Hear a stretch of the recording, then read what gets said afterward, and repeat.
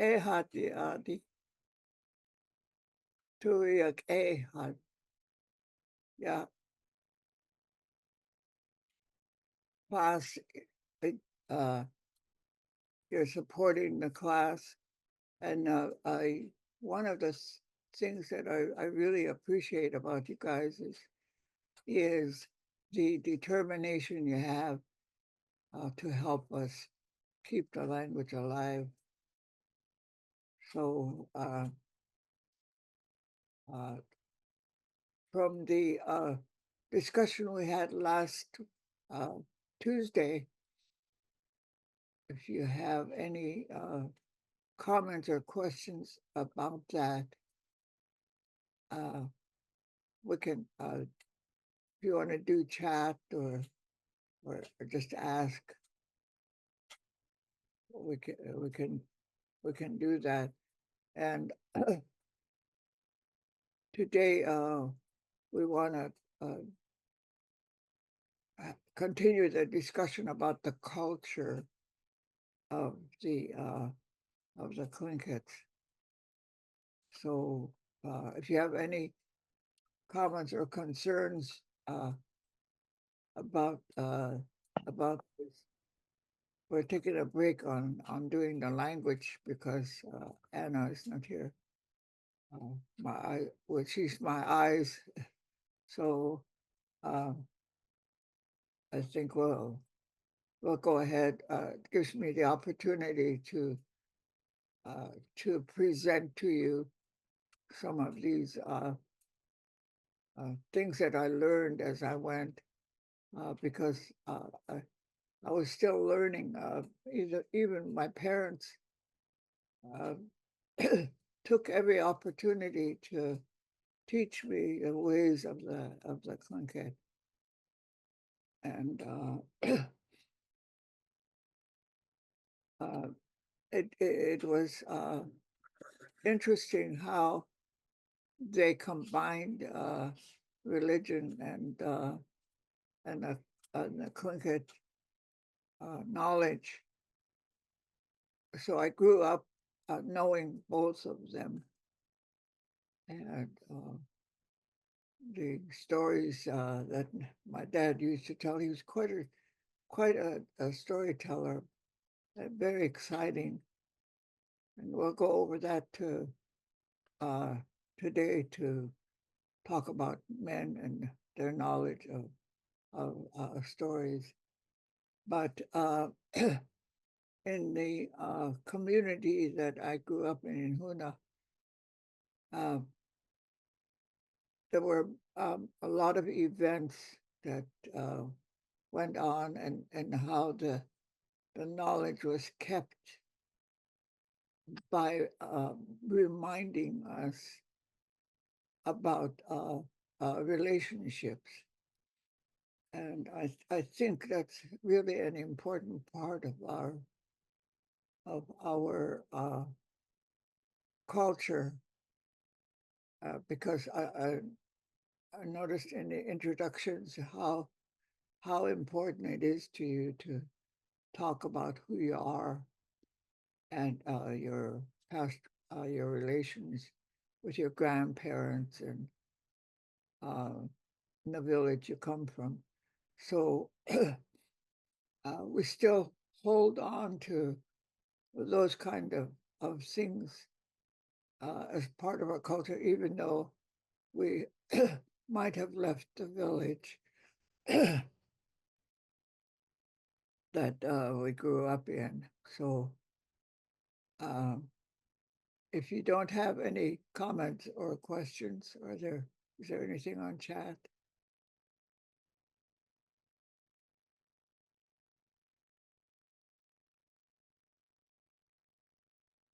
No, there's no questions or comments in the chat. Okay. So then I want to begin with the what you and I were probably born into is to two cultures, the native culture and the white culture. And it's it could be really confusing. And there are clinkets, including my children, that make comments like, say, "This is my cousin," and we don't have cousins. I keep saying we don't have cousins. So, but that's a system that's really mixed in, but we can still hold on to our our type of uh, system that we have, and they say the anthropologists who study us say that the Tlinkits had uh, such an abundance of food, and I know this is true because of the amount of food that we usually put up for the winter. Uh, um, that we had time in the winter to socialize and create some of these ideas, and I kind of believe that. So, uh, in the system that we live in today, is uh, thrown at us from all sides in books and discussions and um, even on the news. So the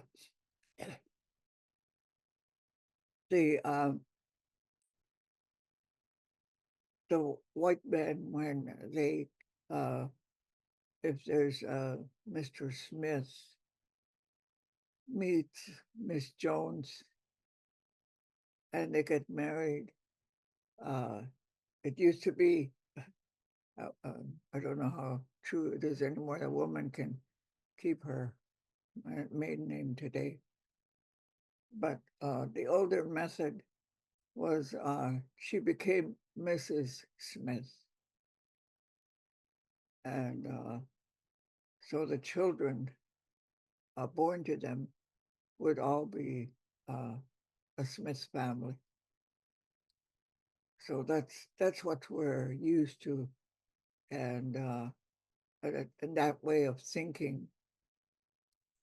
This the Tlingit culture, because we're matrilineal, the missionaries were not aware of our system, or if they knew, they just ignored it. That we had a matrilineal society, that the woman uh, was not exactly head of the family, but a lot of the inheritance and knowledge, history, clan system. The children are also uh, of the same clan as she. So the first questions that the young people ask is when they have, see, a raven uh, marries an eagle, the children are eagles. And he said, even the boys? Yeah, everybody, boys and girls. Uh, the children are of the mother's clan, eagle. And so it becomes a little more complicated after that. Let's say they have two boys and two girls, and the two boys will marry raven women, and the girls will marry raven men. So the children born to the men are not considered his, and this is where things really kind of get complicated.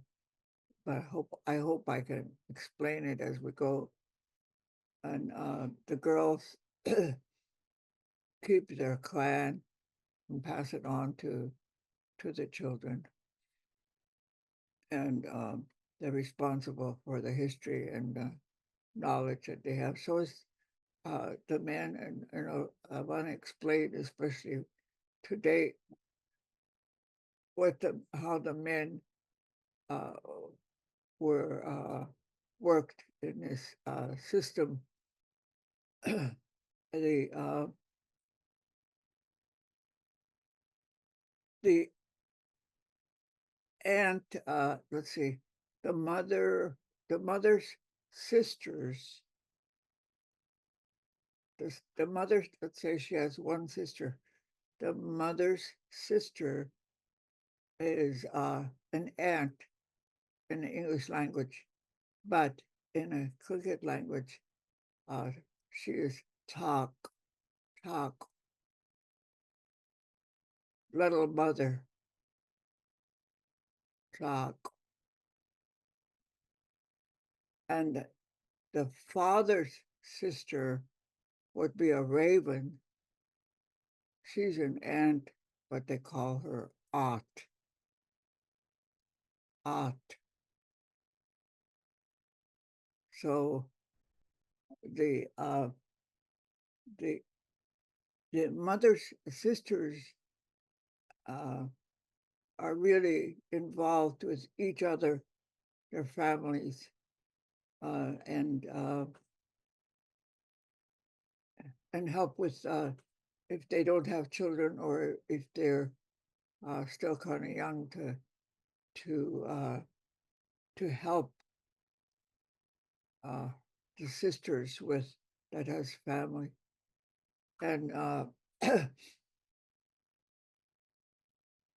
this it's kind of important to uh, make use of this. My mother used to tell me, uh, my mother was an orphan, so my aunt, my talk is, was actually Chicanadian, not Kagwantan. But she used to tell me, if ever anything ever happens to us or to me, she said, uh, make sure you go and live with your aunt. So whenever she traveled, because I had two brothers, she didn't want me living at the house with my two brothers. So she would put me with my aunt talk. And I just loved that because she was so wonderful. And her husband was my uncle because he was the son of my father's sister. So he was a true uncle in the white man's way. Uh, so I had a wonderful system that I grew up with. And when my parents got old and died, uh, they still had grandparents with my talk and my uncle. They used to call them Grandma and Grandpa, Grandpa Mary, Grandpa William. So we spent a lot of time together, and they really treated my children well.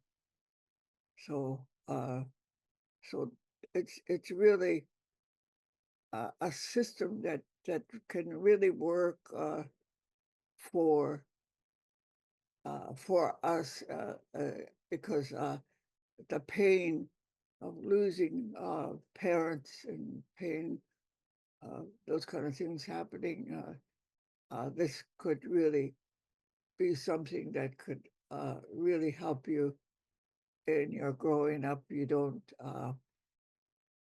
have to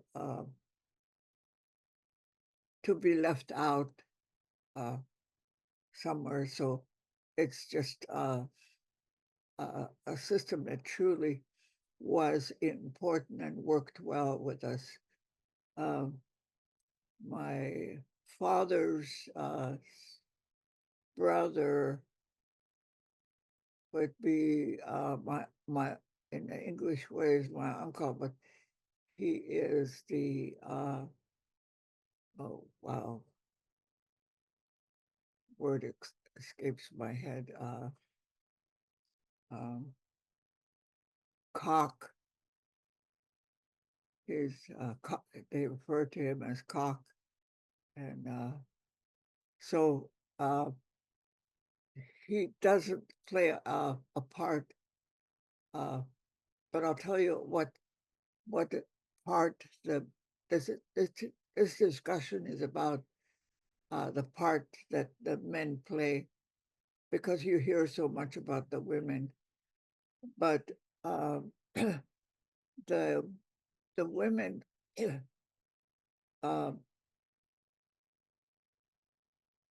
are watched over very carefully by the aunts and the grandmas and the mothers, sisters, uh, to when she starts uh, her when she has gets her first menstruation, uh, she is isolated,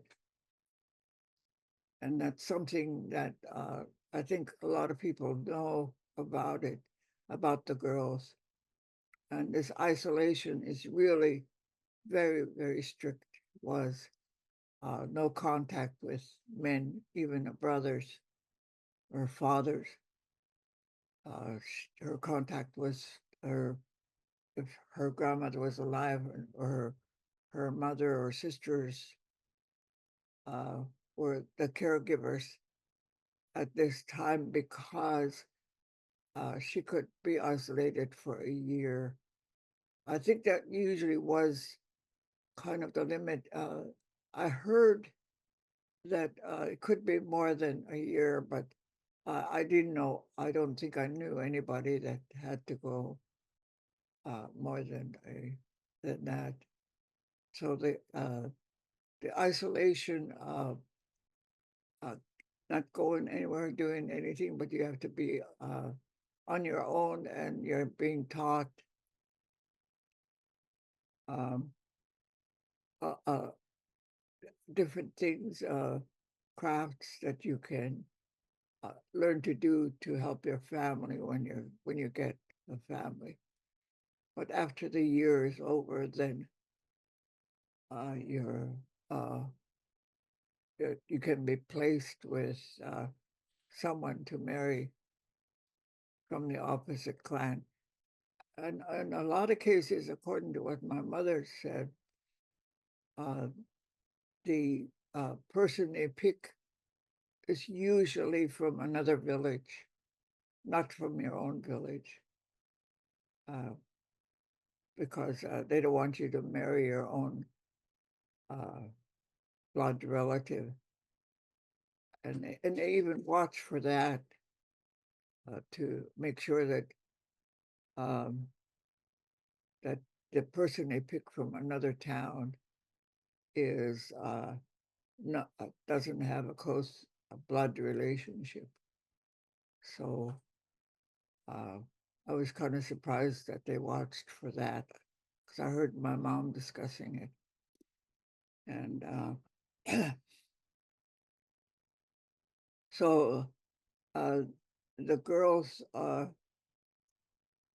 after being isolated, and the parent the female relatives are involved in selecting a spouse.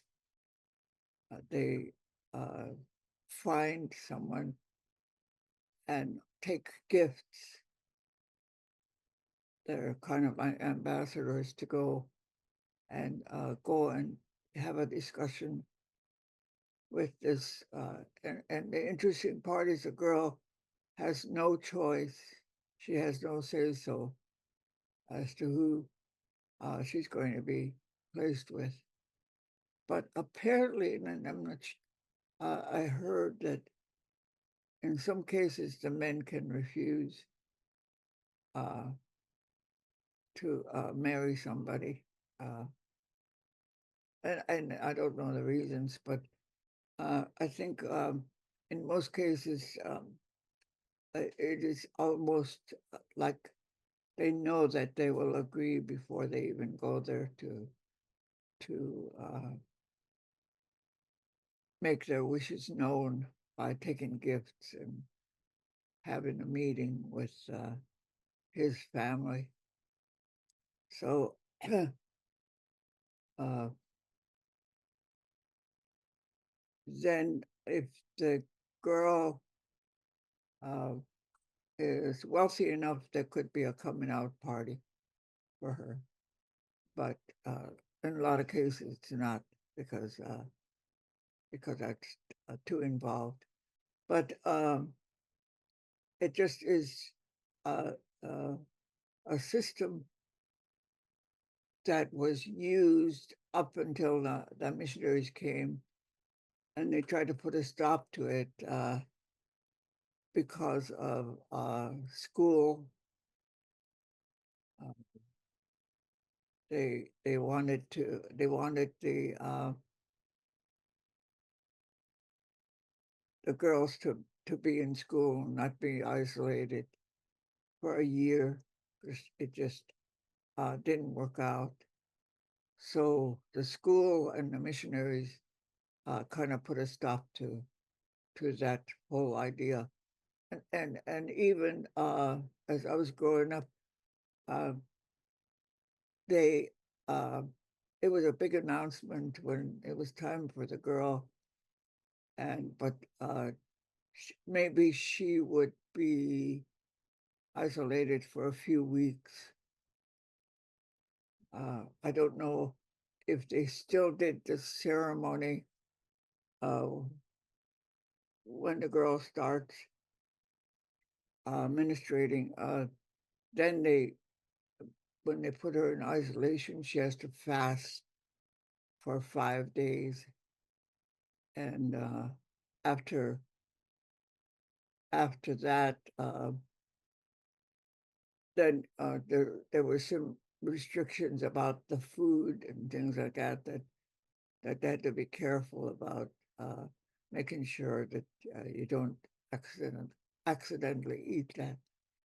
So by the time I was a teenager, all of that uh, was done away with because first day of school you had to be there, uh, and uh, and there was nothing you can do other than that. So it was uh, it was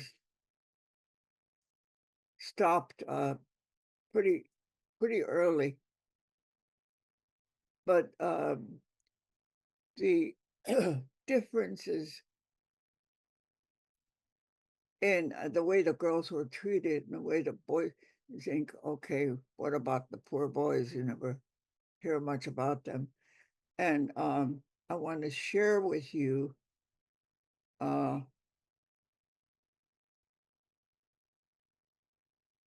what I heard from Professor A.P. Johnson, who was a Clinket professor at the Sheldon Jackson School when it was still uh, running.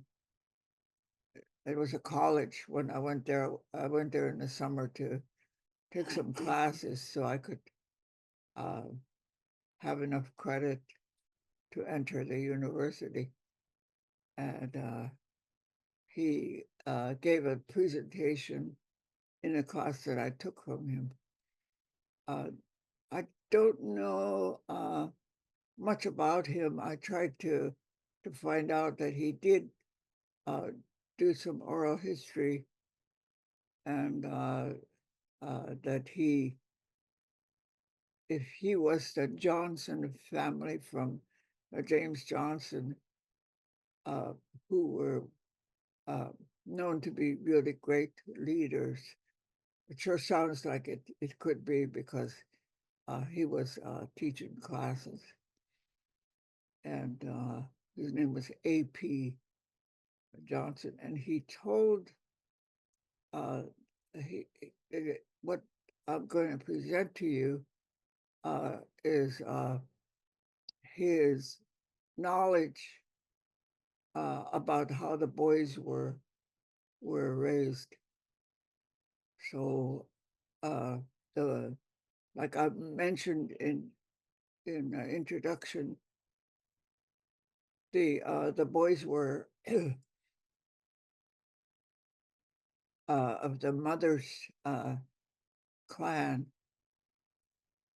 and the father of the boys had no say so about them because he was a raven and had uh, and could not do anything to punish, restrict, uh, to do anything like that with the boys. Uh, if you can imagine a father that never scolds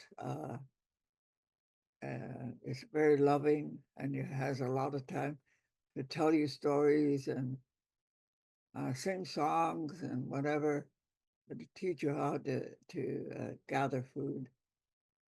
So so the father was a very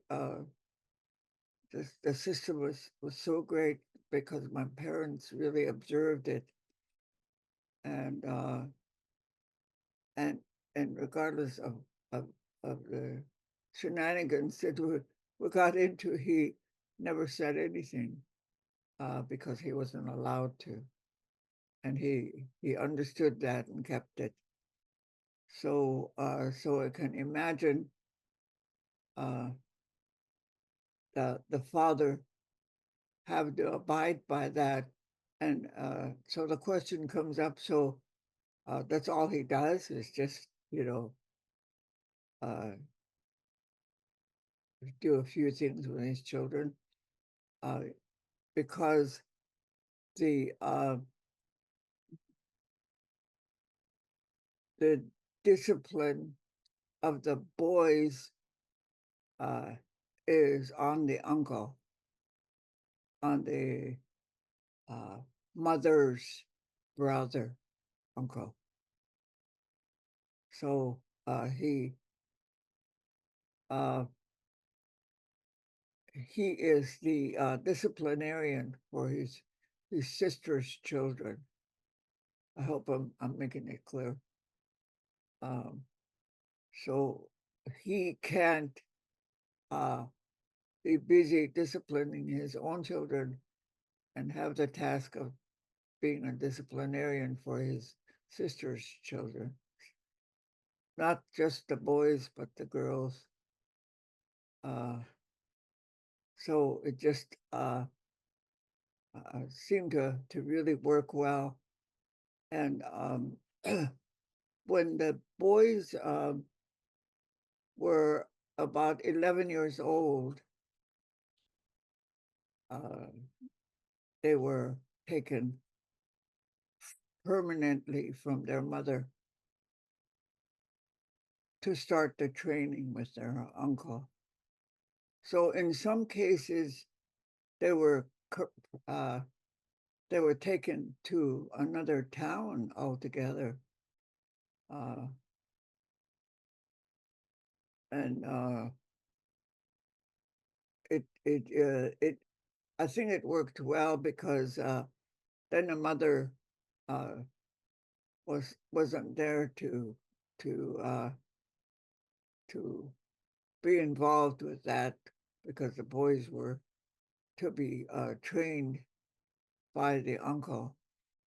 And what the training entails is something that the boys already had experience with at that age, because by 11 we had been spending a lot of time all summer working hard on food and how to put it up and what to do to help. Uh, we didn't, as kids, we didn't put up the food, but we really had to work hard to to help out. My brother, my younger brother, and I, and uh, my parents used to they used to take the get the salmon. We never took the salmon from the river. River fish, river salmon is something I'm, I really have a hard time with here. No. People fish at the river, uh, and we never ate fish from the river. We got fish before got to the river because they change. So my parents would get 100. I know for sure that it was 100, and they would get 100 fish, and my mother would start cutting early in the morning. I think she got up at 5. My brother and I, we didn't get up until about 6. And then we'd go out right away and start helping her. She would cut off the heads, tail, take out the backbone. And that then we had to carry those. There was a rack that we had to put the fish in, hang the fish on it. And we would take the salmon that she cut up and put it on that rack, and it held about the 100 fish. But by the time she finished, that whole rack was completely filled with salmon, and the reason for that is uh, the slime from the fish. It had to dry out a little, too hard to handle when it's really slimy. So the rack is completely filled with the salmon, uh, perfectly ready for the birds to attack and grab. So uh, the job for me and my brother was to uh, chase the birds away. And my dad would, when we finish putting the fish on that rack, then he would throw a fish net over it, make it harder for the birds to grab onto. And but they still tried. So we would go out and chase them and scare them away. Anything we can do. Um, and so it was a lot of work to when my mom, like I say, she got up at 5. Oh. We got up at 6, and we didn't eat breakfast until we finished putting the fish away. So at night, when we got the fish all cut up and with a fish net over it, and we would chase the birds away. And there's one thing that's really neat about birds, ducks and seagulls and ravens. They go to bed at 6. So that was really a break for us because the ducks start floating around, and I used to listen to them. I thought they sounded a little bit like they were sleeping. They go, uh, and the seagulls would be uh, sitting with their legs tucked under their bodies, taking a rest.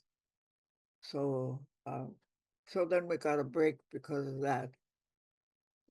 Uh, then the next morning, uh, my mother would also be up really early, already cutting the fish that we worked on the day before to be made into dry fish. So then our job was to take what she cut to my dad, who was in the smokehouse, hanging up the fish to be smoked. So that smokehouse, I think, held about 100 fish. So it was just, it took all day to do those. So those things we were involved in. That's just only a small part of the food that we put up. Um, a lot there was a lot more involvement than that. So when the boys had to go and live with their uncle, he was responsible for giving them more training where they were more responsible for getting food than just helping out. They actually had to do the things that my parents did at the fish camp. Uh, so that was their duty. There could be the uncle might have more than one nephew to train, and but the training actually began in the winter after the food was all taken, and also they're doing jumping in a bay to strengthen themselves to build up their bodies against the cold. Uh, then in the winter begins the actual literacy training, and this involved uh, the young men to study the stories, and because of this type of training, the men became great storytellers, wonderful, uh, very animated kind of storytelling, and they would learn to tell the story. But the most important story that they had to know was the migration story. And every village in Southeast has a migration story. And they had to know that very well. So the uncle is the one that's doing the training, and he decides, okay, I think you're ready, so we're going to do a test. And it was an oral exam. They invited older men from the village. Uh, I imagine it's certain people that knew things and were used to doing the judgment. The boys would uh, go over what they know, and especially going over the migration story to see if they pass the test.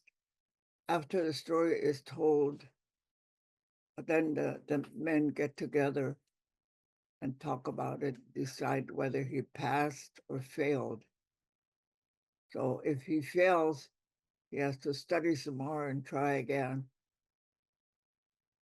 Um, so the uncle tries real hard to make sure that the young men uh, do a really good job on the oral history.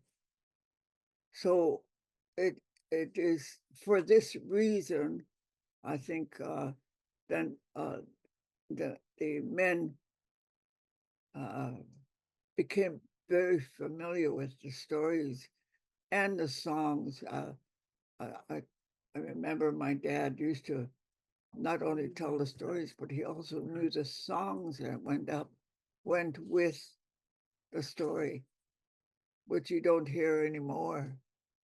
Uh, he would break out and sing the song that uh, went with the story and why they sang it.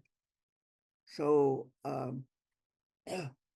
after the young man passes this particular um,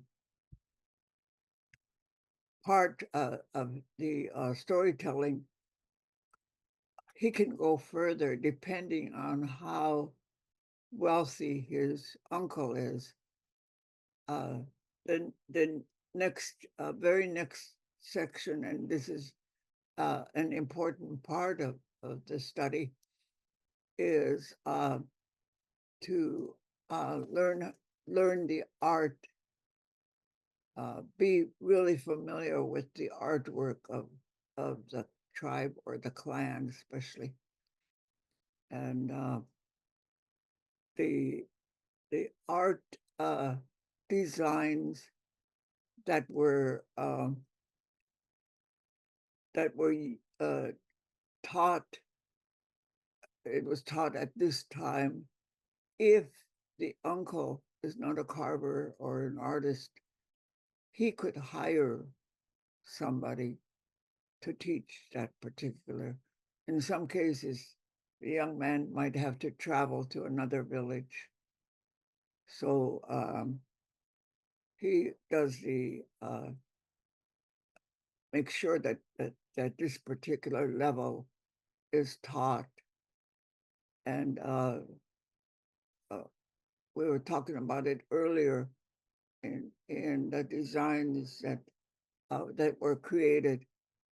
I looked into it, and this particular study was done by a man named Drucker.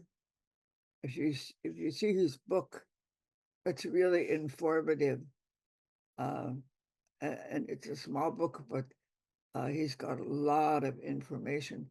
And I got the information about the artwork from him, and it was very revealing to me to uh, to present this, and I didn't realize it at the time that the artwork is very specific, and of course I could still see when I sketch uh, these this artwork, uh, and what I did was um, when I did the artwork was to include all the elements that he mentioned as an important part of the Tlingit art.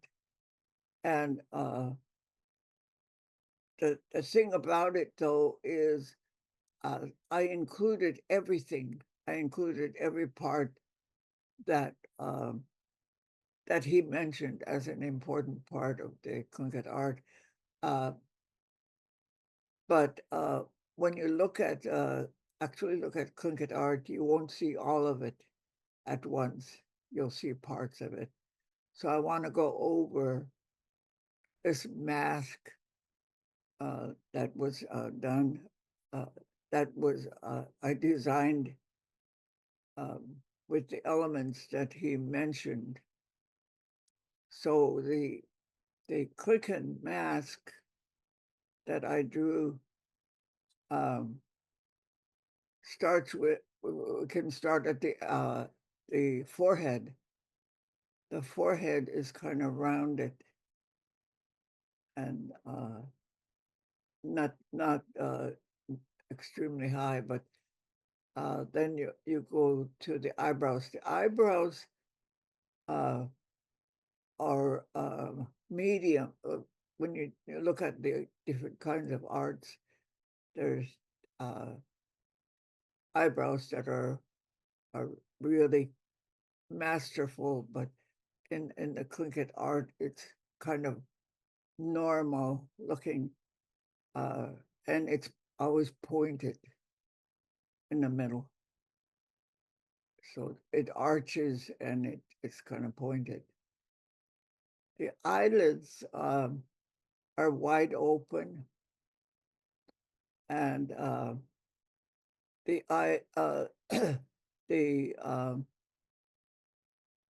eyeball is very big and wide open looking, and it the eyelids. Uh, Interestingly, I thought was uh, the eyelid had always had a liner, like the makeup that used to be, I think, in the 60s or so, that you had eyeliner to eyeline to emphasize your eyes. I don't know if it was done for that reason, but anyway, it works because of the wideness of the eye uh, and how it looked uh, very wide-eyed. The nose and cheeks were pretty rounded, like a, a chubby person, nice round cheeks, and the nose also uh, was not real big, but it was rounded, and it was uh, uh, an important element uh, when you start going from the top to the bottom. Then you get down to the mouth, and it's kind of interesting. The the mouth of of the totems and the masks are kind of uh, rectangle. It's not like shaped like a mouth. Kind of single band all the way around that was uh, to show the lips, and usually it's open and it shows teeth. It always had room for teeth. And an artist said the Clinkets like to have their open mouths because they like to talk. So I guess that's really true of us. And the chin, of course, is kind of soft, and there's a special roundness to to the uh, to the whole mask.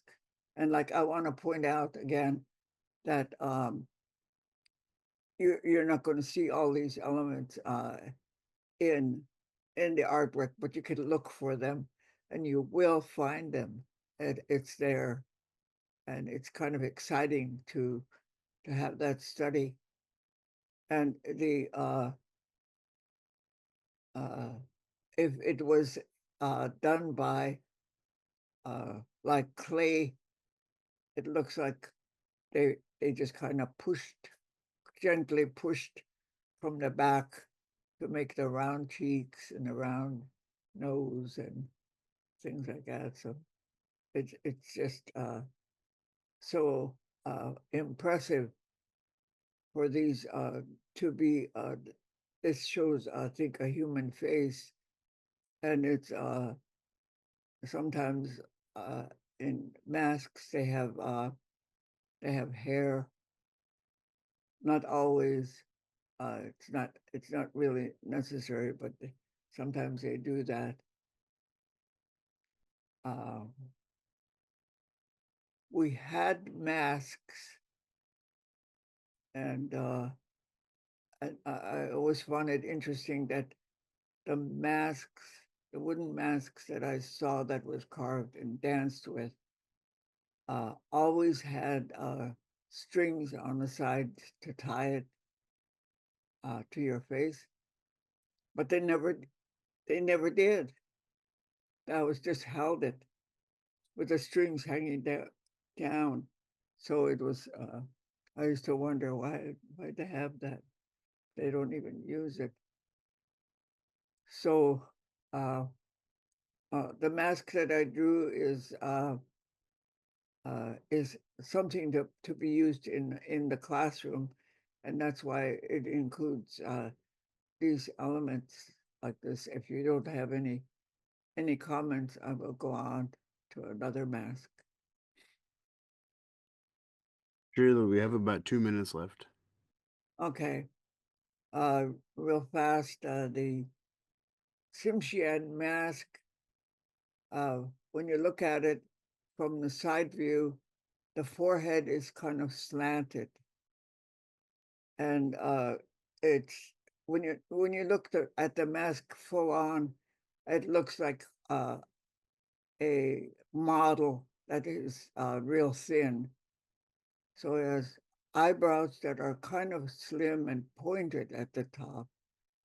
And the eyes are really interesting in that the way they are carved, it's not as big and round as the Tlingit eyes, but the way they carve it is uh, special in that they curve it a little bit in the bottom of the eyeball so that it gives the appearance that they're looking down. So then they have really thin looking cheeks uh, that are really uh, look like they've been on a lot of a model that's been on a lot of diets. Um, the chin is pointed and the lips are usually open and but you don't see anything inside and it comes to a point. The lips come to a point. The thin lips comes to a point at the top. So uh, this is the Simshian mask, and they're so beautiful. The Simshian had the real excellent talent for depicting a human face. Some of the more exciting and fantastically and also famous masks were done by the Simshian. Beautiful stuff. It was so exciting. And I think that us, each of you should uh, make the effort to look into this if uh, just to know about the art uh, in case anybody asks. I'm not finished with what the boys were being trained for, so I'll have to continue next week. And if you have any comments or questions, please, I would really appreciate you if you ask. Uh, let me know. Gonna sheesh. Ganashish. Yeah.